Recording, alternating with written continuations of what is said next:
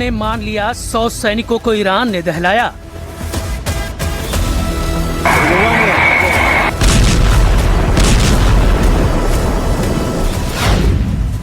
Trump ने कबूल कर लिया, ईरान ने 10 दोस्त देशों को पीट डाला।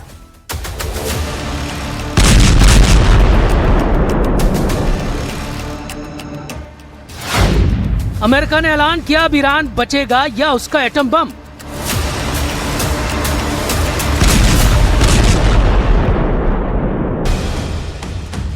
लेकिन ईरान बातें कम, हमले ज्यादा कर रहा है। ईरान ने फिर से कुवैत के एनर्जी और पानी के इंफ्रास्ट्रक्चर पर भीषण बमबारी की है। कुवैत ने जानकारी दी कि उसके बिजली और डिसैलिनेशन प्लांट पर भयानक हमला हुआ है। लगातार चौथे दिन ईरान ने कुवैत पर कहर ढाया है। कुवैत की तरह ईरान 5 देशों को कुचल रहा है। लेकिन अमेरिका की मार भी बड़ी डरावनी है।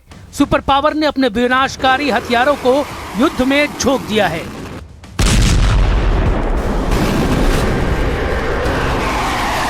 जंगी बेड़ों से टेक ऑफ करते जंगी जेट की आग ट्रंप के गुस्से को बयां कर रही है। अमेरिका के जंगी जेटों के हमलों से ट्रंप के तेवरों का पता चलता है। बस एक जंगी जेट का तहलका देख लीजिए, ऐसे सैकड़ों फाइटर ईरान पर बारूद बरसा रहे हैं।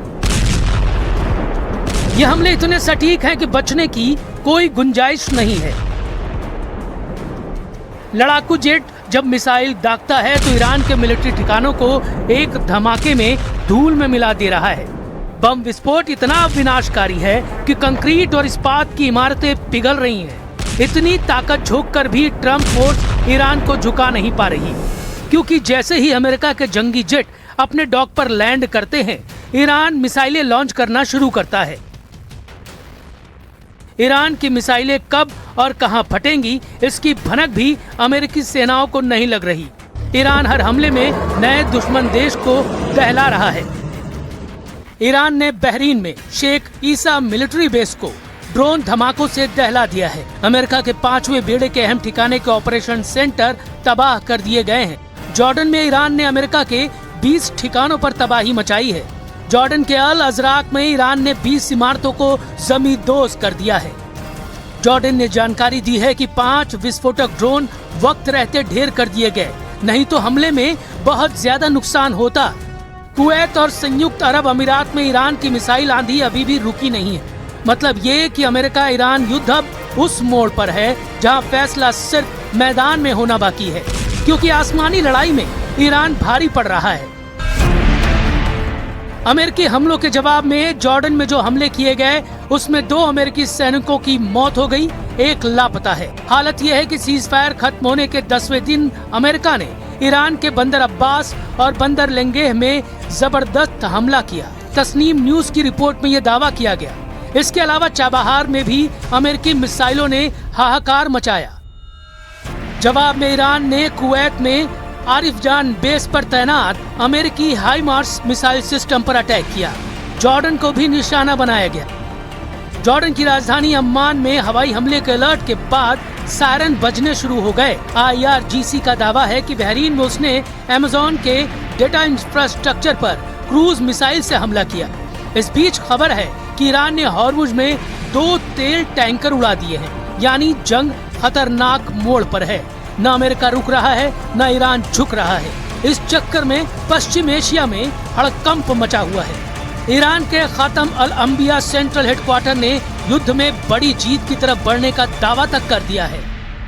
مرکزی خاتم الانبیا در این پیام با اشاره به شکست‌های پی در پی دشمنان در جنگ نظامی و نقشه شوم و متوهمانه آنان برای ایجاد شکاف و تفرقه بین مردم و مسئولان به دشمن جنایتکار، عهدشکن و حیله‌گر آمریکایی هشدار داد هر گونه طمع ورزی، زورگویی، تمامیت خواهی و وحشیگری با پاسخ قاطع و ویرانگر رزمندگان مومن، شجاع و مقتدر در نیروهای مسلح ईरान की स्ट्रेटेजी बहुत तगड़ी है। ईरान अब दुबई जैसे हाई प्रोफाइल शहरों को टारगेट करने की धमकी दे रहा है।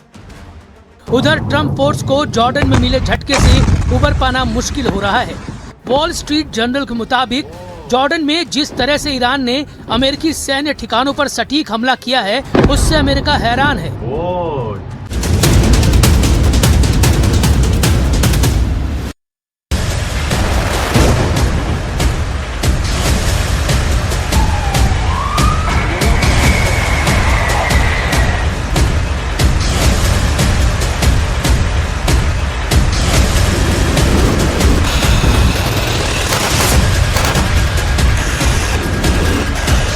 मॉस्को से 700 किलोमीटर दूर यूक्रेन के सुमई में सबसे भयानक ड्रोन हमला किया। हमले के बाद भी मॉस्को के ड्रोन इलाके में मंडराने लगे और यूक्रेन के फायर फाइटर के लिए रेस्क्यू ऑपरेशन चलाना मुश्किल हो गया। 2024 की गर्मियों के बाद से ही रूस लगातार इस इलाके पर गोलीबारी कर रहा है। अब मॉस्को ब्रिगेड ड्रोन हमलों से इसे जला रहा है। रूस का यह हमला तब सामने आया है जब जेलेंस्की ने दावा किया था कि उसके ड्रोन ने मॉस्को में लॉजिस्टिक और तेल ठिकानों पर अटैक किए। 2026 में रूस उत्तरी यूक्रेन और खासकर सुमई और खार्किव को टारगेट कर रहा है। वो इस इलाके में इजराइल के वॉर पैटर्न्स पर बफर जोन बनाने की कोशिश कर रहा है। ग्राउंड ऑपरेशन में बड़ी कामयाबी नहीं मिलने के बावजूद वो ड्रोन और ग्लाइड बॉम्ब और रूसी सेना की छोटी यूनिट के जरिए इस इलाके में दबाव बनाने में जुटा है।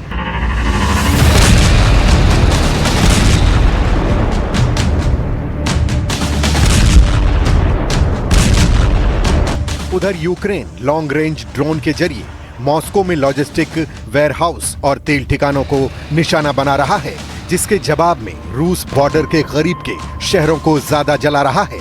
मतलब ये युद्ध अब टीट फॉर टैट और लॉन्ग रेंज वॉरफेयर में बदल गया है। क्या पुतिन के जंग का ये नया पैटर्न यूक्रेन की एयर डिफेंस को थका देगा? क्या रूस यूक्रेन के बॉर्डर से सटे इलाकों को खाली करने का दबाव बनाएगा? और क्या ये स्ट्रेटेजी पुतिन को डॉनबॉस से आगे कोई बड़ी कामयाबी दिला पाएगी? इसी बीच कीव में सत्ता का समीकरण बदल चुका है। मिखाइलो फेडरोव, जिन्होंने ड्रोन वॉरफेयर और रोबोटिक सिस्टम को नई ऊंचाई दी थी, हटाए जा चुके हैं। उनकी जगह SBU यानी अल्फा स्पेशल ऑपरेशंस सेंटर के पूर्व कमांडर वेन खामरा को नया रक्षा मंत्री बनाया गया है।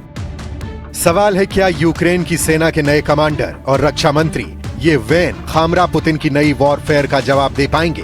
क्या वो जेलेंस्की के लॉन्च रेंज वॉर को उसके अंजाम तक पहुंचा पाएंगे, या ये बदलाव जेलेंस्की ने किसी दबाव में आकर किया है?